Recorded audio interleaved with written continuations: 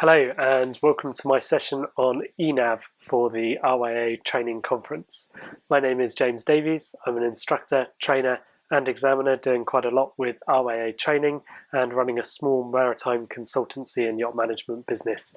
as well. This session has been pre-recorded and I'm joining you in the virtual world once again from the comfort of my own study. It's been an absolute privilege to work with many of you over the last sort of year or so between the conferences, and I look forward to seeing as many of you as possible face to face over the next year and beyond. Whilst the virtual format does mean that we can reach a slightly wider audience, I do miss the human interaction and being able to chat face to face, and I am here in person online for the live question and answer function within the conference suite, so please do send your questions over and I will do my very best to answer them.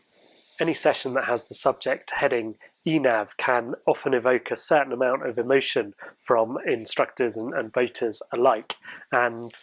much may have changed since Christopher Columbus set off to try and find the New World. And whilst it's always important to make a nod to the history and to the past and what got us to where we are today, it's also quite important to remember that we don't want to teach a history lesson to people that are using the tools of today for the boating of today.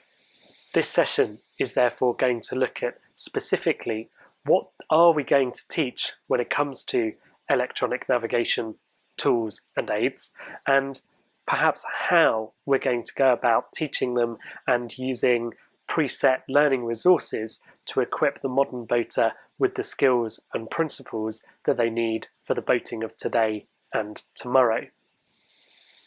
As we have evolved, so too have the tools that we use in order to navigate our boats and get us where we want to be. The fundamental principles probably remain the same. We want to take a blended approach to our navigation where we understand the function of each bit of equipment and we understand what each sensor can do for us, which means that it doesn't actually matter whether we're using a modern electronic sensor or something more traditional if it gives us the same data. It's the principle of what we're doing with the data that's really important. There is both an art and a science to navigation, and when it comes to what navigation is, at its heart, it is simply bearings and distances, things you don't want to hit, things that you do want to find, and perhaps the time that it's going to take you to get there, hit them, avoid them, or otherwise. Those core principles haven't changed since the days of Nelson, and he managed it with only one eye. With the advances in technology and the development that the mariners of history have done and put into it, we can often now detect that which we can't see, which gives us a huge advantage when it comes to identifying whether or not we're going to get there, whether or not we're going to hit it, whether or not it's a hazard. And all of the tools, sensors and pieces of equipment that we would find on a modern boat are simply an evolution of perhaps a more rustic counterpart, was historically used, refined, developed and enhanced into what we use today. In looking at our real-world tips for teaching eNav, or perhaps indeed our real-world tips for using eNav, it is very important to make sure that we are armed with the best resources that we can be in order to ensure that we generate the right teaching environment to get our point across. And as with all things that we do as an instructor, we probably need to do some work in order to create the teaching resources and teaching tools that we need so that they highlight a specific point that then can be built upon or adapted into a real-world scenario later. When it comes to electronics in navigation, the RYA have produced the electronic navigation supplements for both the Day Skipper Shore-Based course and the Yachtmaster Shore-Based course. And if you're working in, for example, the powerboat schemes, or perhaps you're a practical instructor or even an examiner, these resources are still available to you. You can get them from the document finder and the downloads area of the RYA's website.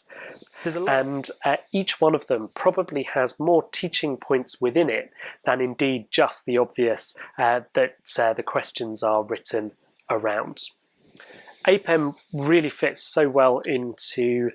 giving us some clarity on where we focus our teaching attention with our students when we're covering navigation, the appraisal and planning stages are really the core focus of the RYA's shore-based courses, aiming to equip the boater with the fundamental principles and skills that they need to move on to the execution and monitoring stages in the practical training that they do. In every part of APEM, we should be looking at a variety of tools and really focusing on the tools that the boater is most likely to go and use, be they almanacs, paper charts, apps, unofficial electronic charts on a modern chart plotter, radar, all of the firm favourites, with a nod given to some of the different things that are out there. If we're teaching principles within APEM, then the student should be able to use whatever it is that they find that they have in their environment. When we're teaching anything, be it practical or shore-based, one of the core skills of the instructor is to set up a scenario, a session, or a lesson that has some key outcomes that they can pick up on throughout the delivery in order to give the students a transferable skill that they can later use in the real world. The same is true of teaching anything to do with eNav. What we need to focus on is the principles and the understanding behind the gadget rather than getting too lost in the knobology of it, the specific functions of one specific piece of equipment fitted to a training boat or to a student's own boat. And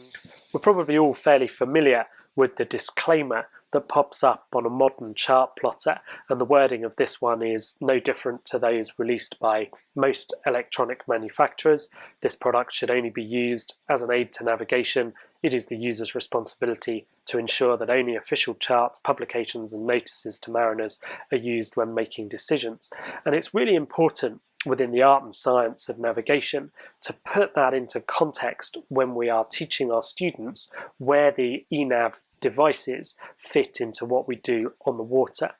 This isn't saying that we can't use them. This isn't saying that we mustn't use them. This is rather saying that we must use them properly. We must use them in the framework within which they exist. That is, as an aid to navigation, as something to help us, help the boater, help the navigator. And that's really why I'm here talking about top tips for teaching eNav. We need to be able to find a way to make sure that that plotter stays turned on during your training sessions, during your exams, because if faults do occur, they will probably occur naturally and organically, and we can design ways to test our students' ability to use any specific sensor on the boat if we want to. We can back it up, we can support it, we can make sure that we consult other official charts, publications and notices to mariners, and if we use all of it in a blended and integrated fashion, then perhaps we don't get so lost in some of the science-based tasks of navigation. We can focus on the art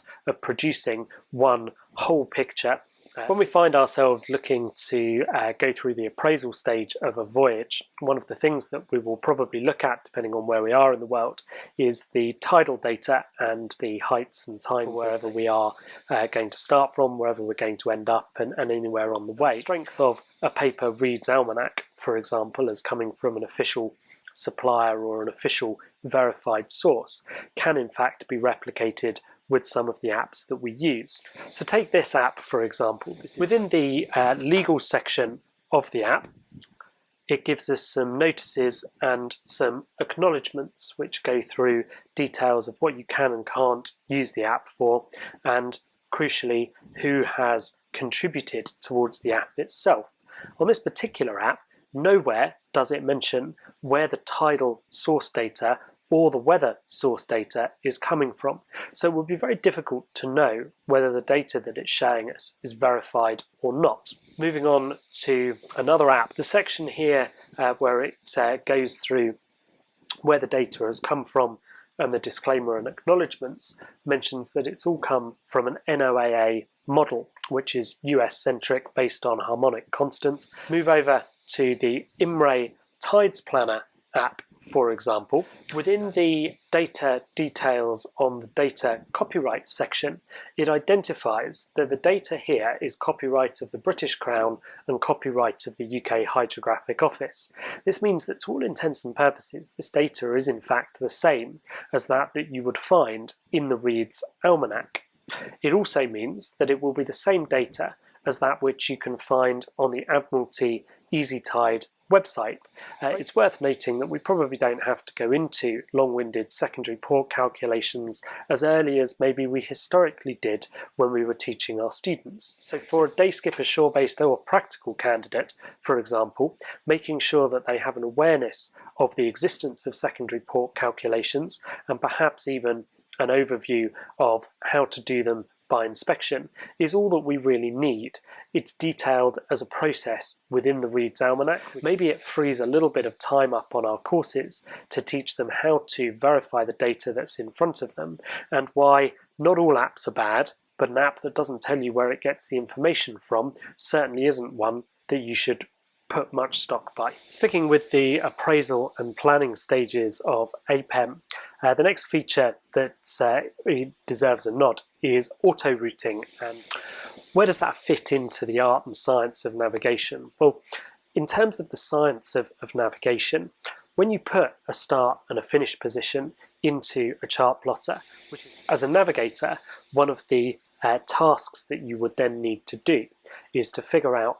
which bits of the water the vessel could cross and which obstructions or bridges the vessel could pass under. Taking auto-route as a function, it can do that broad brush outline for you, but it can't also put your waypoints in positions that you would find readily verifiable. If we use auto-route right, if we're teaching our students how to use auto-route right, what we're teaching them to do is to pop a couple of waypoints in, let the computer calculate a basic outline route that should avoid anything that's too shallow and should avoid anything that's too low.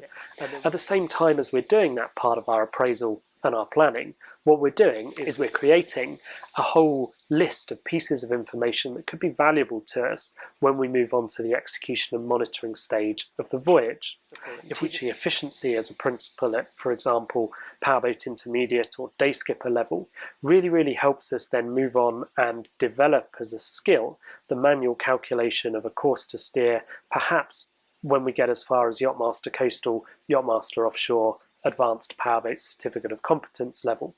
Is probably not so necessary at the moment to be teaching the calculation and the geometry approach to calculating a course to steer for our students as they enter the beginning of the scheme, because we're in danger of getting them a little bit too lost in the process and the science when we can give them the building blocks of a course to steer, let them enjoy their boating and expand on the rest of it later. Let's take a little bit of a look at that, and we're going to move over to Navionics now. This isn't something that we have an RYA mock-up for. It does give you the function to move through time and see how the tide will be changing and whether it will be with you, against you, pushing you left or pushing you right based on the route that you are doing.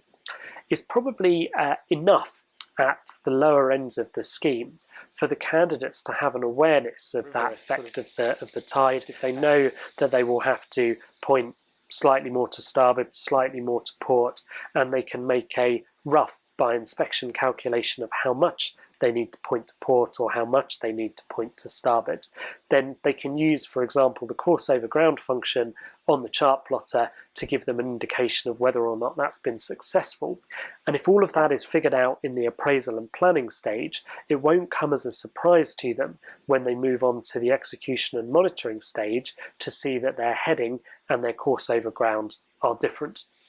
That's better than simply popping the route in and trying to make your course over ground match what you intended your ground track to be, or because of that efficiency question in the appraisal and planning. You want to make sure that you have figured out when the best time to leave is when you move on to the execution and monitoring phases. What does that change when it comes to what we're teaching our students? Well, very little. It might just change the route with which we do it. For day skippers, intermediate candidates, we're probably teaching them more about tidal effect and which way it's pushing a boat and whether that's a benefit or a negative, as well as linking in overfalls and that sort of thing and tide rips. And then when we move them higher up in the scheme, we can use some time to teach them how to do the longhand calculations and how to manually work it out.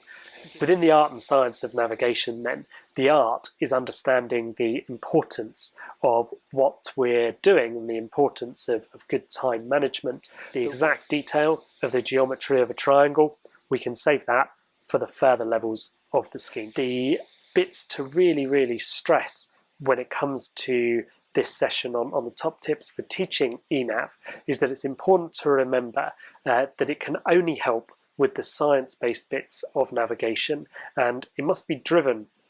by the boater, by the user, and it cannot be the thing that takes over and becomes all-consuming. The source data that sits behind it, whether that's in the cartography, whether that's in the way in which it performs calculations, or whether that's in the supplier of the information in the first place, really is all important in the same way as it always has been with anything that we've seen as maybe printed material or any data that we put into something as simple as a calculator. And the art of navigation really does rest around the importance of the whole picture. One of the things mentioned in the disclaimer that appears when this particular eNav device is booted up is the requirement to ensure that only official charts are used when making decisions. When it comes to the direction of travel in terms of what's going to be available to the leisure boater now and in the future,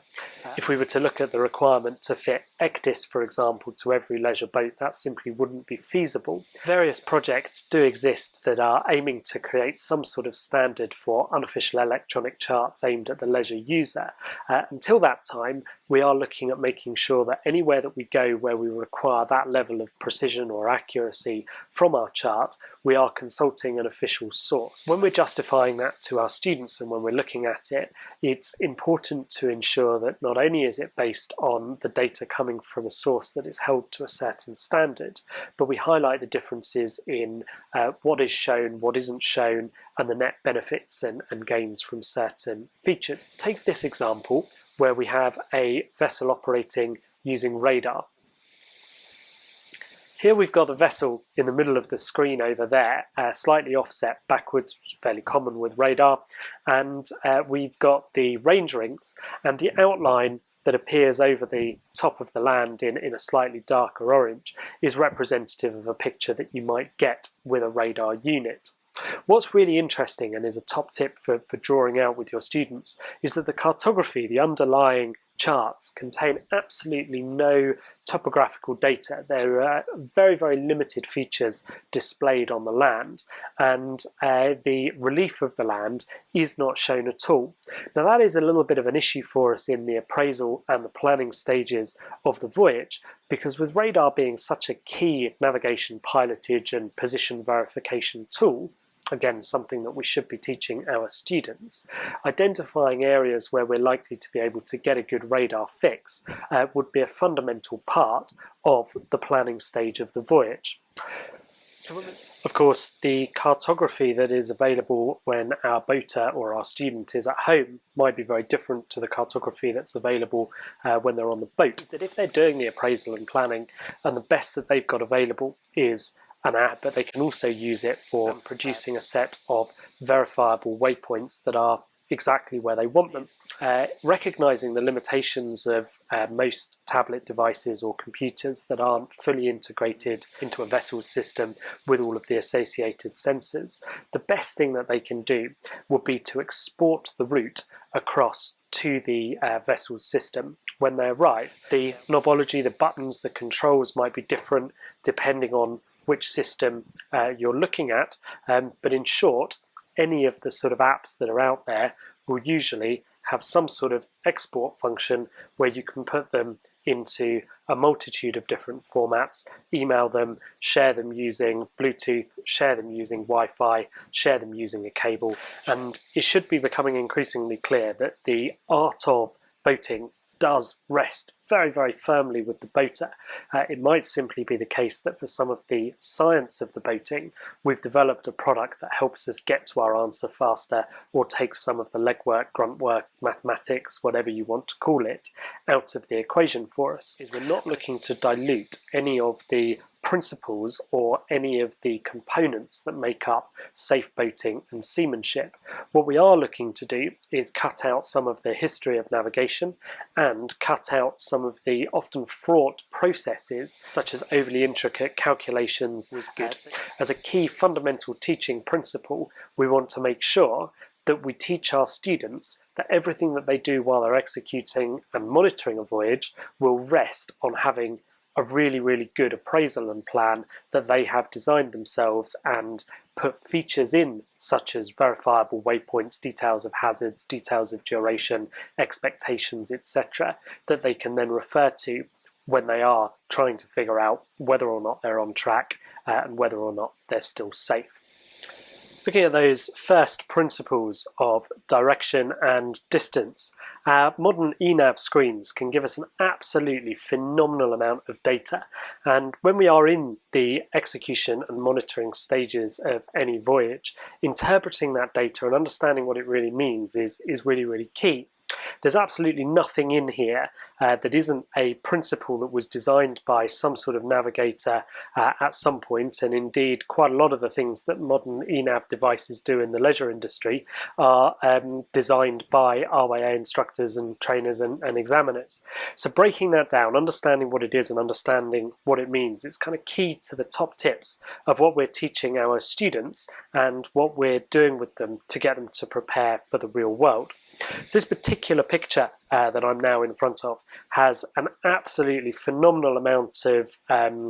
information on it that can be used as indicative of a teaching point for the execution and the monitoring stage of a voyage. So what we're looking at trying to do with our students is we're trying to look at teaching them how to make sure that they're not relying on that one piece of information as part of their monitoring, that they're verifying it using additional means. Right here, the vessel is on a contour, so with a knowledge of tides from the appraisal and tidal heights, and an understanding of whether or not that sensor is calibrated to the waterline, calibrated to the keel, or not calibrated at all, and gives us a really, really good, very, very quick confirmation of whether or not the GNSS-derived position is likely to be accurate or otherwise. Up, we can start to think about what else we can use to get the best from our eNav sensors. We could use a radar. We could even do some really simple things, such as taking the cursor on our plotter, which might be touchscreen, might be on a dial, popping it over a charted object. Again, right above my head there, I should have the Old Harry Point lighthouse, and comparing the bearing that it gives with the bearing taken on a hand-bearing compass. Pulling up our mobile phone and comparing the position shown on our mobile phone with the position shown on our multifunction display doesn't verify anything if both of them are getting the position from the GNSS satellites. It's about getting hold of two different bits of data in order to verify. These RYA mock-ups of eNav screens are very, very indicative of what you might get on just about any plotter, and the colours have deliberately been enhanced in order to highlight the different bits of data that are being shown. This one is in night mode, and I've got the sort of magenta coloured line behind me, which represents a pre-designed route. Gives us a really, really good top tip and teaching point that our pre-designed route needs to allow for some sort of verification of position. The red line with the single arrow on the end should be representing our water track, and that is a component of our heading, which has nothing to do with GNSS or GPS, and our speed through the water. The speed through the water comes into play because this line, using live data as a projection forward of if we continue doing what we're doing now, what will happen is actually producing a dead reckoning position. Now, based on this very, very visual screen, that's a really easy concept to teach at the lower levels of the scheme. If we're looking at, for example, the sort of entry level, the helmsmans, the day skippers, the powerboat level 2s moving into intermediates. And when we then add into the mix the green line with the two arrows on the end, the whole picture starts to sort of build a really, really good foundation for breaking down the principles that the eNav device is deploying later on in their boating and in their boating training. Because the green line comes from the GNSS. It is a projection forward of the course over ground. And again, that's set, again, to about 15 minutes. So that's saying in about 15 minutes we'll be on the end of the line. And that is almost, based on our principles of navigation, a projected EP. In fact, it is a projected EP. It's just using slightly different data to the data that we might use to calculate a projected EP if we were drawing it out on a paper chart. It does lead rise to the question, why is there a difference between the projected DR and the projected EP? And hopefully everybody in the room will be aware that that's going to be some sort of tidal and wind or leeway based component that has caused that difference. If we start with this screen when we're teaching, if we start with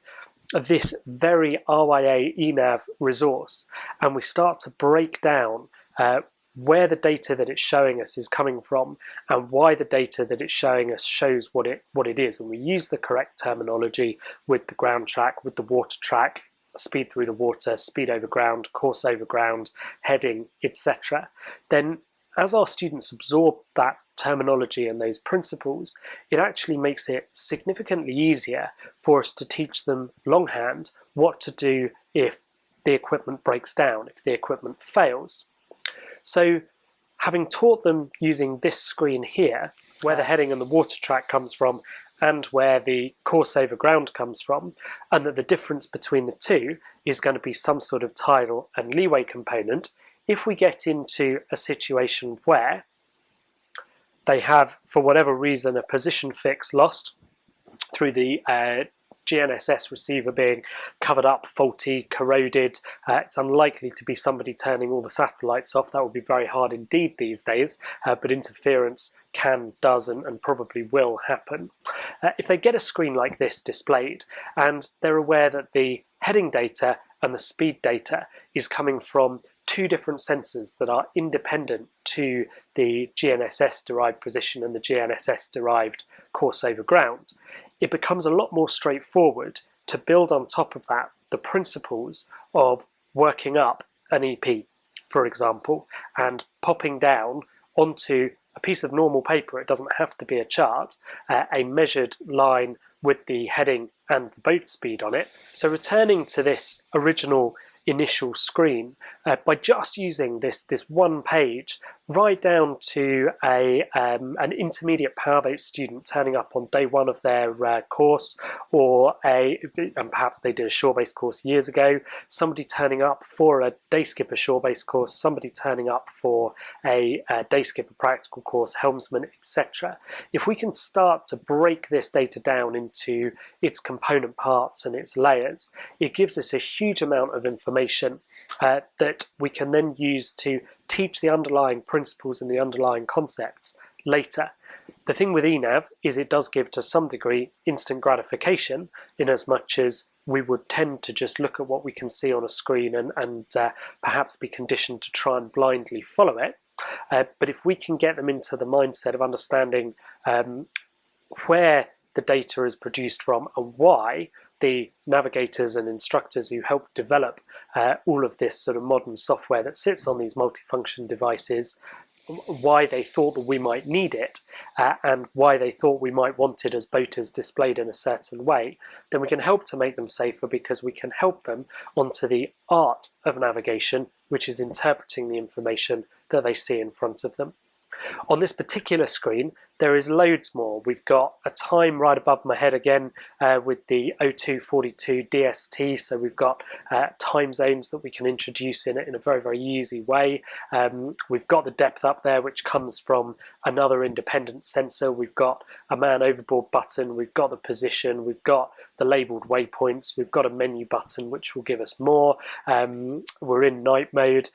There's so much detail that we could go into on these, and these resources really are designed for you, the instructors, to teach from. Whichever scheme you're operating in, whatever the level you're trying to teach from, you can decide how much you can build up and up and up. For a day skipper candidate, knowing the difference between the projected DR and the projected EP is probably made up of a tide and wind component, and having an idea of how to measure them is probably enough. When you start moving on to the Advanced Powerboat Certificate of Competence, the Yachtmaster Coastal, Yachtmaster Offshore, being able to actually recreate that using the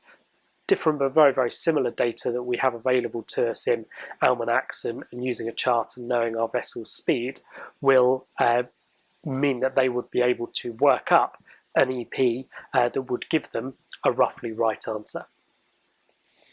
We've also got the golden nuggets and top tips, like looking at that picture and recognizing that pointing at the waypoint doesn't necessarily mean that you're going to get to the waypoint, and with all these visual references around, pointing at the visual references doesn't necessarily mean that you're going to get to them at all. And whilst we wouldn't want our students leaving thinking that they had to be a slave to the course over ground and making it follow the magenta line all the time, at least having an idea that turning to make that course over ground match where they want to be will help to keep them safer would be useful. If they carry on, 15 minutes is not a long time. That line's going to extend and extend and extend, and I don't know if you're getting the detail on your screens, but it would take them over quite a shallow area. This picture's great. It gives us a whole load of eNav that we can put across, and the only way that they'll see this in the real world is if we've taught them how to get a route into a plotter, if we've taught them the fundamentals of where that fits into appraise, plan, execute and monitor,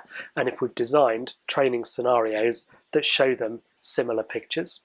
That probably means that we should be examining them with a plotter on as well, because there's loads that we can ask them.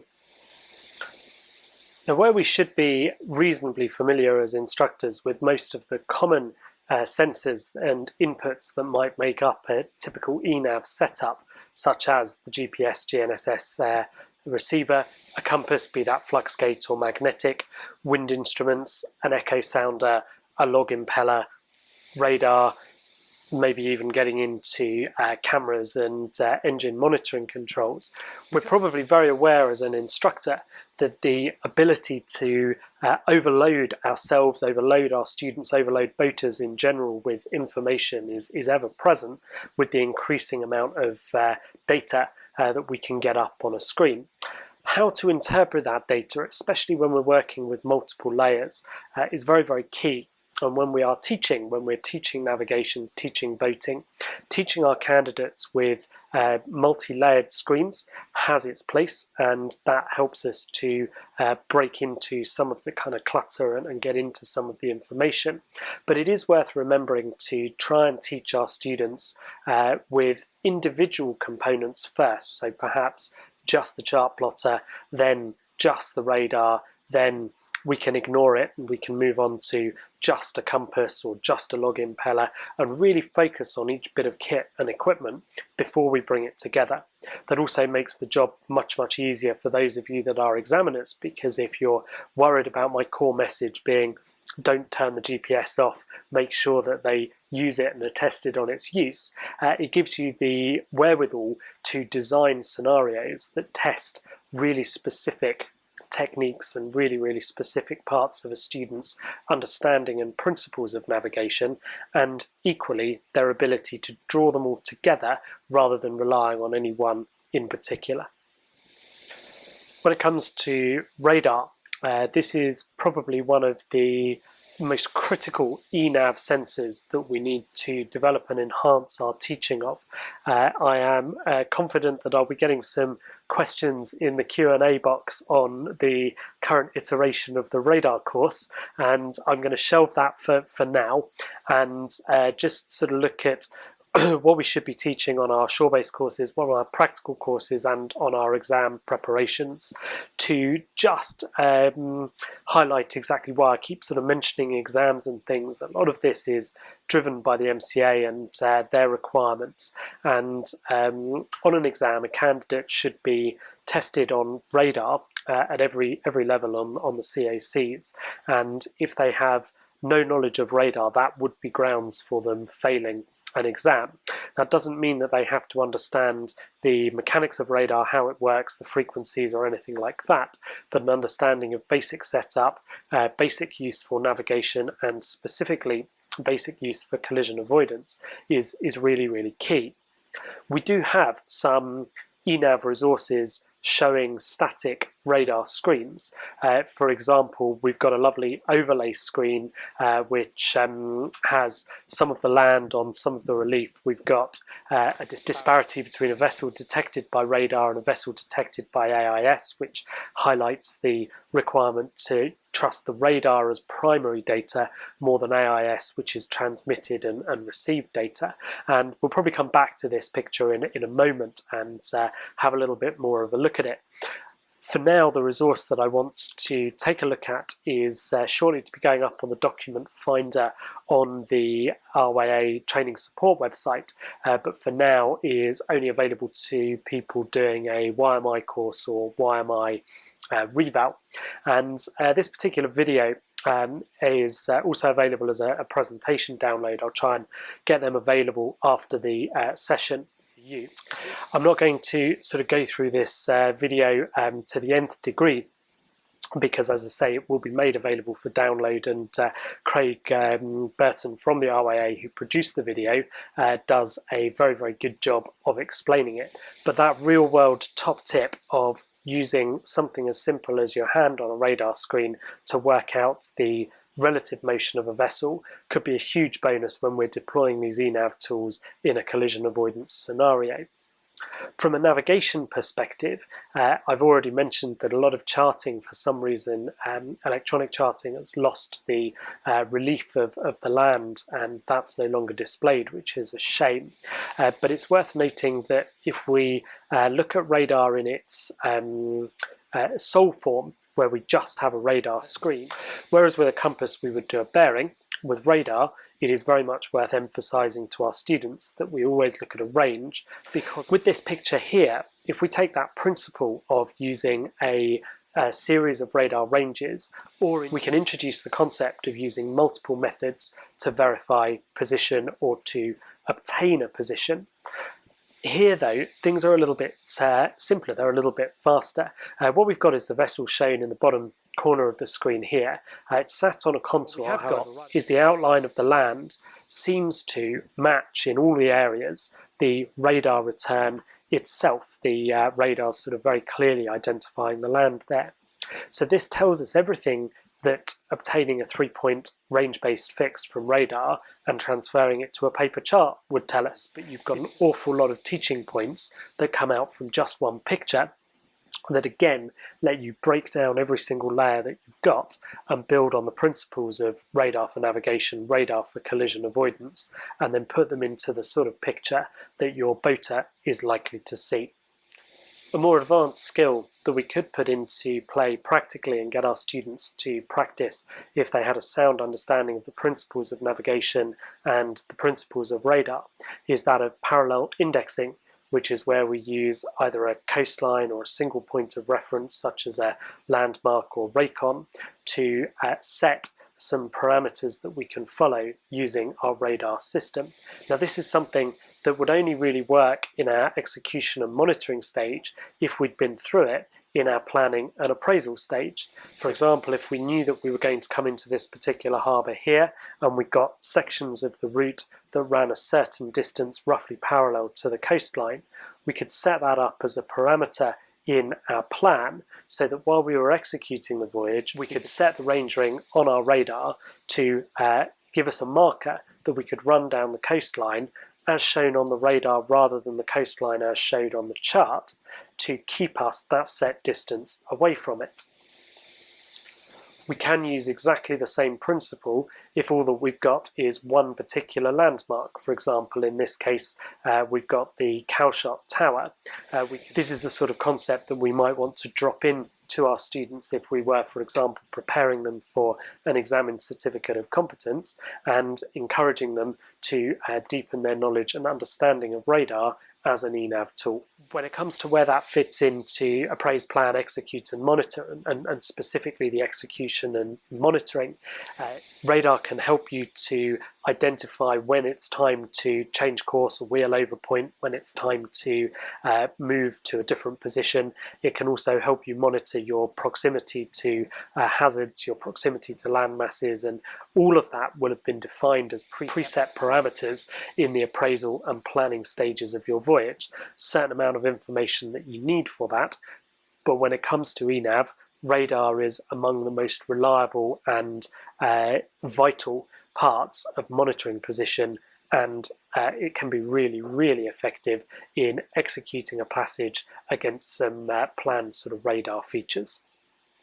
Breaking that down into the art and the science of navigation and passage making and what we're teaching our students, effectively the overlay function allows us to let a multifunction display do the science part of plotting a 3-point fix using a radar in much the same way as it does the science part of plotting our position based on sextant angles and distance from stars. In this case, it would be satellites. The science part of producing a position from radar can be made much more visual and much faster if it is drawn on a screen, and if it is drawn on the same screen as a whole load of other features, be they AIS, chart derived, chart plotter derived, echo sounder, compass, speed through the water derived. Breaking that information down becomes the real key point that we need to be teaching our students so that they can perform the art of navigation.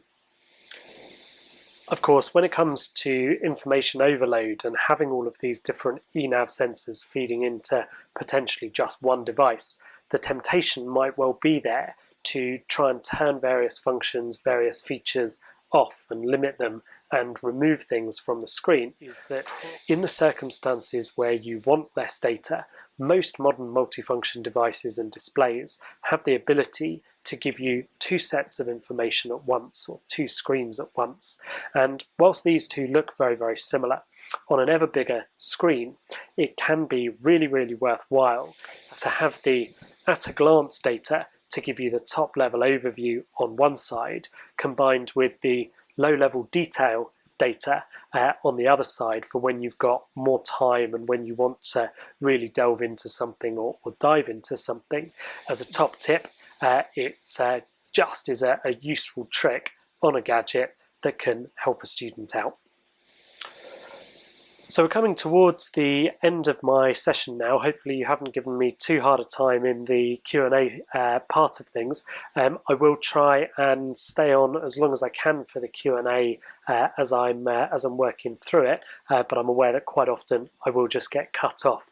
So apologies if that's the case. You can always drop me a private message if there's anything that you want to discuss further. It probably feels like that's a fairly sort of whistle-stop tour of lots of eNav info, lots of eNav top tips and where it fits into the RYA training schemes and how to teach them. Tried to sort of string it all together using the appraise, plan, execute and monitor framework. And I think that that's something that's really, really important as a core message for you to follow when you're designing your teaching sessions, most importantly, and to some degree when you're setting instructor candidates tasks if you're a trainer, or when you are setting tasks to assess a candidate if you are an examiner. The appraise, plan, execute and monitor framework can be as detailed as you want to take it, and in every level there will be some sort of eNav sensor that you can highlight the use of, highlight the pros, highlight the cons, and make sure that your students leave with a full understanding of. Within eNav and where we're going and what we're up to, it really is worth remembering that for the art and science of navigation, the computers only do the science. They can only do the maths, but invariably they're actually really good at giving us the information that we want, giving us the answer that we want, as long as we ask them the right question. So making sure that all of our students leave us learning how to drive the devices to give up their secrets and drive the devices to perform their functions is really, really key. We don't want the devices to drive us. We don't want to just blindly follow what the app on our mobile phone says. We want to make sure that we've developed a safe plan using the APEM framework, and that we really, really utilize these eNav tools and sensors to get the very best out of them. So as instructors, that really means that we've got a duty to teach our students not just how to use the kit and equipment of today, but how to prepare for the kit and equipment of the future. And if we find that paper charts become increasingly difficult to get hold of, if we find that apps and calculators and software tries to automate more and more of what we do, and if we find that marketing departments are making more and more bold claims, it's our job as instructors and boaters to make sure that our students understand where they should question the information that they're shown, and crucially, what information they need and how to make the gadgets give them that information. If you want to find out more, as well as instructor updates, some of the materials that are available in the CPD section of the RYA website, some of the videos that various people have done for other topics and conferences, you can go and look on the Royal Institute for Navigation's website, and specifically if you head to rin.org.uk/page/eNav, they have an electronic navigation systems booklet which has been produced and aimed at the leisure boater. It had quite a lot of RYA input, and that provides a load of really useful information on what we cover for our students. If you have a modern smartphone, if you simply hold the camera over this QR code, that should take you straight to that page on your web browser, assuming that the technology works. Thank you very much. All the best for the remaining year.